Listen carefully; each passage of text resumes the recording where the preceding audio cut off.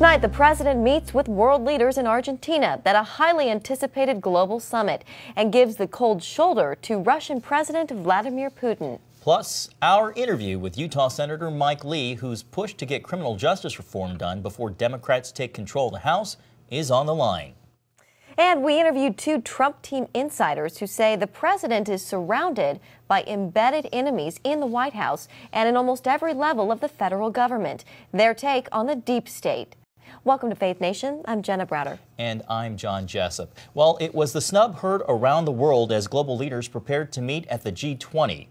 That's right. The president declared in a tweet that he would not meet with Russian President Vladimir Putin amid rising tensions after Russia seized and detained Ukrainian ships and sailors. The envy of nations all around the world. President Trump is very happy about the trade agreement with Mexico and Canada, which would replace NAFTA, something Trump has called a disaster. These new provisions will benefit labor, technology, and development in each of our nations. This agreement still needs to be ratified by lawmakers in all three countries. Supporters say it will promote fair competition, higher wages, and is good news for auto workers. Under the New Deal, 75% of automobile content must be manufactured in North America. This will help stop auto jobs from going overseas, and it will bring back auto jobs that have already left. Canada agrees, as it too will feel the effect of General Motors' plans to close factories and lay off thousands of workers. Make no mistake, we will stand up for our workers and fight for their families and their communities. And Donald, it's all the more reason why we need to keep working to remove the tariffs on steel and aluminum between our countries. That subject is a hot topic, especially as Trump prepares to meet face-to-face with Chinese President Xi Jinping. I've been around Trump a lot in terms of talking about China. He believes that they are adversarial in terms of their relationship with us. He believes correctly that they are engaged in very abusive trade practices. Trump's decision to slap tariffs on $250 billion of Chinese imports resulted in Beijing placing penalties on $60 billion of U.S. products. I believe if we don't see more progress at these talks, I think Trump will move forward with even higher tariffs on China. Well, Steve, in your opinion, what's the holdup? I mean, the ball's in China's court. Why don't they want to play? I think it's a couple things. Number one, they don't want to be seen as backing down to Donald Trump, so it's a face-saving thing for Beijing. Also, look, this is the struggle in the battle of our time. Will the United States or will China be the economic superpower of the 21st century? Another headline from Argentina is President Trump's cancellation of a planned meeting with Russia's President Vladimir Putin. Trump says it's because of Russia's actions to seize Ukrainian ships and sailors and not return them to their home country. Ben Kennedy, CBN News, Washington. Well, the Senate is dealing with a host of issues this lame duck session, from confirming federal judges to helping President Trump get funding for his promised border wall. But there's a crucial piece of legislation some fear will be squeezed out, a historic criminal justice reform bill. And as Abigail Robertson reports, this could be the last chance for it to become law. The fight for criminal justice reform has been long and hard.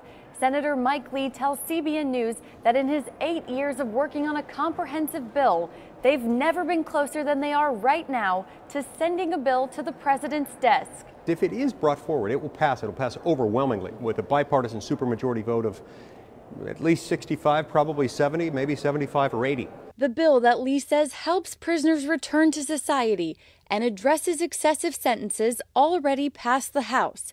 It can only pass the Senate if it gets a vote. Majority Leader Mitch McConnell faces pressure from the president to bring it to the Senate floor. But McConnell has made clear his top priorities for the end of the year are funding the government and passing the Farm Bill. We'll be whipping that to see whether what the consensus is, if there is a consensus in our conference about not only the substance but the timing of moving forward. Lee told CBN News if it doesn't pass this year, it's over. With the incoming Democratic House of Representatives, they would demand something more exacting than what could pass in the Senate or could likely be signed into law by President Trump. So if we want to get criminal justice reform done, not only should we do it in time for it to be a Christmas gift to the American people, but we should do it before the clock runs out on this Congress. McConnell also put to rest any talk of Republicans making one more attempt at repealing Obamacare in the lame duck session, telling reporters it's now a bipartisan issue. For now, he's focused on reaching a spending compromise on border security that President Trump will sign. We're trying to get the president the money he would like for the wall. Senate Republicans and Democrats agreed on $1.6 billion going towards border security before Thanksgiving. But Senator Lindsey Graham argues that's not nearly enough now that the caravan is at the southern border. Secure the border is going to be a bottom line for the president. He's got a $25 billion plan. I don't think he expects to get $25 billion all at once. But he does expect to get $5 billion, like the House authorized, without a bunch of strings attached. But Minority Leader Chuck Schumer gave no indication he'll budge. The $1.6 billion for border security negotiated by Democrats and Republicans is our position. We believe that is the right way to go. Lawmakers have until December 7th to reach a spending agreement, or we could see a partial government shutdown. Reporting from Capitol Hill, Abigail Robertson, CBN News. Well, to say President Trump has been an unconventional president is probably a major understatement. As we've seen time and time again, he relies on his gut instinct quite often. Just this week in an interview with the Washington Post, he said, quote, "My gut tells me more sometimes than anybody else's brain can ever tell me." Well, joining us now to help unpack that statement is CBN's chief political analyst, David Brody. David, I guess the truth really is in the eye of the beholder here. That is true, and ultimately voters are going to sort all of this out in 2020. But let's break this down a little bit. First of all, the decision to move the U.S. Embassy to Jerusalem. At the time, the so-called experts thought that if the president did that, it would turn the Middle East into a full-fledged inferno. But Trump did it anyway, and the result? No inferno. Then there's the deep state. The president, many of his advisors, you heard Corey Lewandowski, David Bossie talk about it. They've been saying for years now about this deep state, this idea that entrenched longtime D.C. bureaucrats in both parties are out to get not just him, but influence government at the highest levels behind the scenes. Well, we all remember the anonymous op-ed written in the New York Times by someone inside the Trump administration, and that seems to give the deep state gut instinct some legs. Now, the current trade war with China, Trump's gut instinct definitely different than most experts. So far unknown whether the president's gut will serve him and the country well. And finally, North Korea. Some are going to say that Trump's gut instinct to engage North Korea led to a positive working relationship. And of course, the historic summit between the two leaders, too. Others see it differently, suggesting that time will prove that Trump did miscalculate on Kim Jong-un. So we will see. David, where does the midterms factor into all this? How did his radar work, his gut radar work on that? Well, once again, truth in the eye of the beholder, because if it's Donald Trump's truth, his gut instinct was great. But there is some truth to that to a degree, because out of about, I think it was 11 or 12 races that he weighed in on the Senate, 9 of them won. It might have been 8 or 9. It depends on what the final tally is. But the bottom line is he did very well. So you can make the argument that he kept the Senate from going into Democrats' hands, and so his gut instinct to a degree paid off because he has so many other races he could have weighed in on, but he went with a lot of the winning races. Sure. Yeah. David, one of the more controversial examples is Charlottesville, and the comments that he made there offended quite a few people. I think a lot of his advisors wanted him to walk it back. He didn't. I think it was his gut instinct to double down instead. What do you make of this one? Yeah, and I think that's the anti-gut instinct checklist, or the lack thereof of a check, because that was a problem for him. He didn't walk it back. His gut instinct was to fight, and he heard the media piling on him at the time with Charlottesville and invoking David Duke and racist tones, and he said, you know what, I'm going to fight. But in that case, it really was a time to kind of heal the nation, bring the nation together, and he didn't do that. He did eventually in the middle, and then he walked that back. So it was a discombobulated mess on his part, and I think that was a problem. Let's talk about some policy issues. Clearly, what got him into the White House was what resonated with his base, which was the border wall. He hasn't been able to deliver on that just yet because Congress hasn't authorized that. But what about some of the other policies, like the immigration travel ban that started out? That was something that he felt would help to protect the country, or even the child separation policy that the Justice Department put forward. How does that rate? Well, a couple things to talk about. One, the Supreme Court validated him on the travel ban, at least a partial travel ban. So, I mean, you could make the argument that his gut instinct was right to do it. Politically also, on the separation of families, obviously it's a very toxic issue. We know the Obama administration did some of that, not to the degree the Trump administration was doing. But if you poll independents in this country, independents do want our immigration laws enforced. And I think a lot of people miss this. Everybody thinks Trump is playing to his deplorable base. It's not just deplorable base. It's the independents in this country, too, that do want sensible immigration laws passed. And I think he's tapping into that, too. So it could be a gut instinct. We'll find out if it's 2020, because immigration is going to be a big deal. We'll see if it plays. Sure. Playing to his base, but also I think he believes a lot of this. It's his gut instinct. So I think he believes a lot of the stuff that he's pushing. David, are there any other examples that really come to mind? Well, the one interesting one, I know it's controversial. Remember when he said Obama wiretapped Trump Tower, and everybody's like, ha ha, he didn't wiretap. What is this, James Bond and wiretapping? But we now find out, months later, the New York Times does report that indeed the phones at Trump Tower were wiretapped. There Carter Page and a couple other folks that were inside the campaign. So technically, okay, maybe there wasn't a wire involved, but there was a phone line involved. So that seemed to be true. He's a New Yorker, and he goes with his gut instinct. He doesn't necessarily go with his Harvard-educated brain, because he's the first to say, I didn't go to Harvard, though we did go to the Wharton School of Finance. It's one of the finest schools out there. But anyhow, the point is, he'll go with his gut. That's the most important thing for him. Chief Political Analyst David Brody, always breaking things down for us. Thank you so much. Thanks, guys. We talked to two Trump insiders who have seen up close and personal how the president's gut decision-making can come away with a big win. Corey Lewandowski and David Bossie, then candidate Trump's former campaign manager and former deputy campaign manager, sat down with us yesterday, and they had a lot to talk about, including their new book, Trump's Enemies. And Corey, he even lost his voice a little bit. Corey, you name names, you go there, including people within the president's own administration. Talk about the November 9th Club, what it is, and who is a part of it. Well, the November 9th Club it's comprised of people who didn't support him when he ran, didn't vote for him on Election Day, but found a way to weasel their way into the administration. And look, every president has to take people who weren't with him before to grow his team. The difference is, traditionally, those people put their personal biases aside and they work on behalf of the president to further his agenda. The November 9th Club, the Gary Cohns of the world, the Rob Porters of the world, the Anonymouses of the world, they didn't put their own biases aside. They brought their biases to the administration, and they're using those biases to stop his agenda. And specifically, they stopped him from signing a trade deal with South Korea. They took the papers off his desk.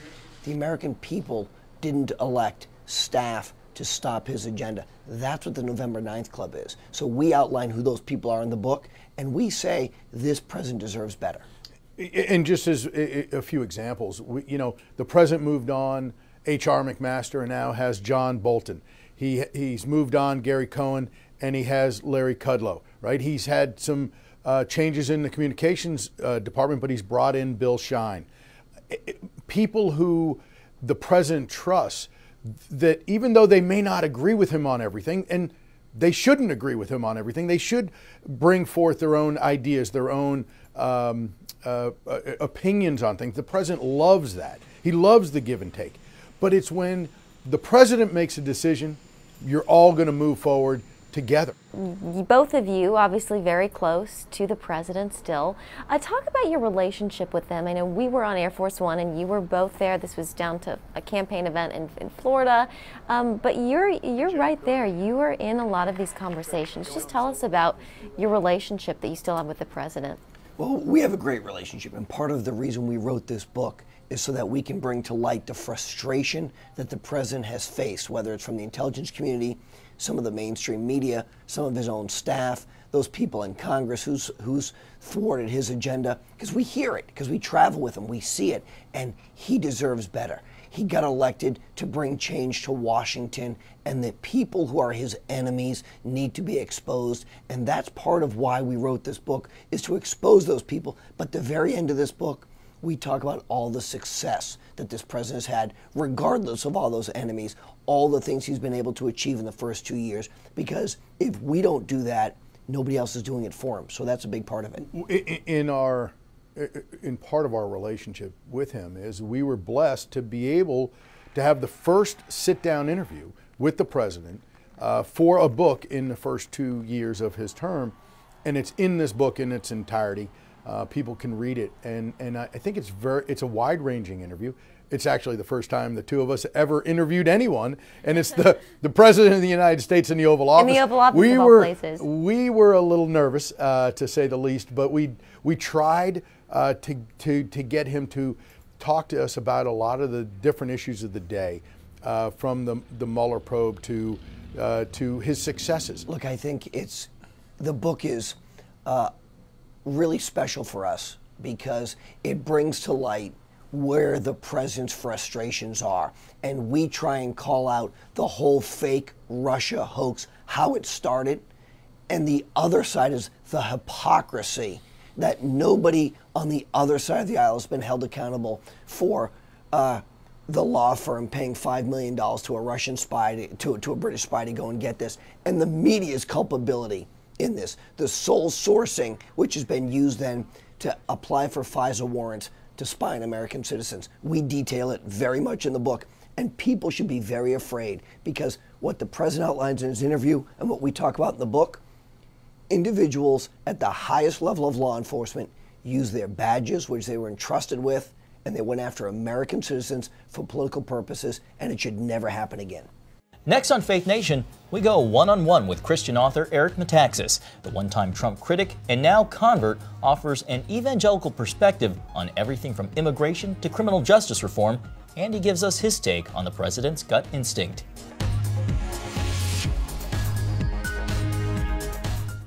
Author and radio host Eric Metaxas calls himself a mere Christian. Our senior Washington correspondent Jennifer Wishon sat down with him today at the Museum of the Bible. Here's what he had to say on everything from criminal justice reform to the crisis on the border and the president's gut instinct. Well, Eric, yes.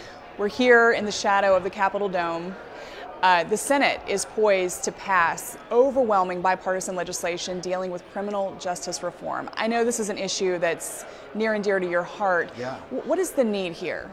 Well, it's complicated, but it's simple. If you see the prisoner as made in the image of God, you can't have the old-fashioned conservative view, lock them up and throw away the key, they're bad. That's not the biblical view. The biblical view is they're created in the image of God. Jesus commands us to visit them, to love them. And we need to create environments in prison that reflect our values as a society, which are supposedly Christian values. And so this doesn't mean lenience, but it means fairness. It means giving those who want a chance to be reformed to get the ability in prison. That's a biblical mandate. Another issue that Christians often debate is immigration. Where do you draw the line between, following the laws of land and also having compassion for strangers, those without a home, those who need refuge? There's a caravan. Yeah. There are thousands of people who want to come into the U.S. Right. What do you make of that situation and also how the Trump administration is handling it? The thing I think that people need to know is that there are very, very cynical, I would say, anti-American figures, actors, who are exploiting poor, suffering people from these third world countries. This caravan is not an organic entity. These people have been sent, and I would say very cynically, by people who are the enemies not just of this president, but of America, who care less about those people than they do about bringing across their agenda. So when you're confronted with actual people, obviously you have to look at them as actual people, but you cannot forget that they've been sent there by people who I would call nefarious, who have pernicious goals, and who are not interested in America flourishing. There are plenty suffering people in America right now. We are obliged first, biblically, to care for our neighbors. Those are our neighbors first. It doesn't mean that we can't try to figure out ways to help people around the world. And by the way, America has been doing that for decades and centuries. We care about people who are suffering. This is the wrong way to do it. And the people who are trying to push these poor people into our country, they are very cynical. And we have to understand that we can't be played. They're gaming the system. And is the president right that there has to be a wall? There has to be a wall for one reason. The president promised a wall. This president is the first president that I've ever seen who keeps his promises, and it's a big part of why he was elected And it's a big part of why people value him. This is a man of his word. We do need a wall. The wall is symbolic. It says that this is the United States of America on this side of that wall. One of the things Americans find refreshing about this president is his willingness to follow his gut. He's not beholden to, political correctness. He's not concerned about the way it's been done or the way it ought to be done. Is that effective? I would say that when he follows his gut, he's being the man we elected him to be. The idea that the president follows his gut, that's part of the joke of my book, Donald the Caveman, or I should say Donald Drains the Swamp, starring Donald the Caveman. Why is he a caveman? Everybody in the book's a caveman, but in Donald Drains the Swamp, I portray a guy who knows how to get stuff done. He doesn't think too much, right? He says, we've got a problem. We've got a swamp. What do we do? Well, we're going to drain the swamp. People say, what are you talking about? They act like you can't do that. And he says, what do you mean you can't do that? Of course you can do that. You must do that. And they say, well, how are you going to do it? And he goes, it's simple. I'm a builder of caves, right? We know that the president's a builder. In Donald Drains the Swamp, he's a builder of caves. He says, we're just going to dig a trench. It's kind of like saying, we're just going to build a wall. We're just going to do this and that. He sees a solution, and he doesn't hear the voices that say, oh, you can't do that. He says, why? It's the right solution. I will do it. It's the opposite, really, what I think of what we had with President Obama, who thought so much that you become like a Hamlet-like figure who can't make a decision. Trump seems to be precisely the opposite in the sense that he goes from the gut, he makes decisions, but I think we have to give him credit that that gut has been honed over decades of working in business. He knows what works, he knows what doesn't work. Eric Metaxas, thank you. Thank you. Breakthrough achievement or scientific and moral setback? How the world's first genetically edited babies have caused a global uproar. We'll explain how it could also block life-saving research when we come back. And the reaction was swift and often negative after a Chinese researcher made the stunning claim about the genetically modified babies. Many experts warn it's a dangerous leap in both science and ethics. Ephraim Graham has that story. The researcher says he used a powerful gene editing tool to alter the DNA of the twin girls born this month. He claims the tool gave their embryos the ability to resist possible future infection with the AIDS virus. I feel a strong responsibility that it's not just to make it first, but also make it as example how to perform like this, consider morality of the society, and consider its impact to the public. His work has not yet been independently confirmed or reviewed by other scientists, but if proven true, it crosses into a new frontier of medicine and ethics. Gene editing is banned in the United States because the DNA changes can pass to future generations, and it risks harming other genes. Most mainstream scientists think it's too unsafe to try, and some denounce the Chinese report as human experimentation. We still have a lot of work to do to prove and establish that the procedure is actually safe. I would say that no babies should be born at this point in time following the use of this technology. It's simply too early, too premature. Some worry the procedure will be used to design babies with certain characteristics. The man who claims to have accomplished it says it's too late to stop it, and that if he hadn't done it, someone else would have.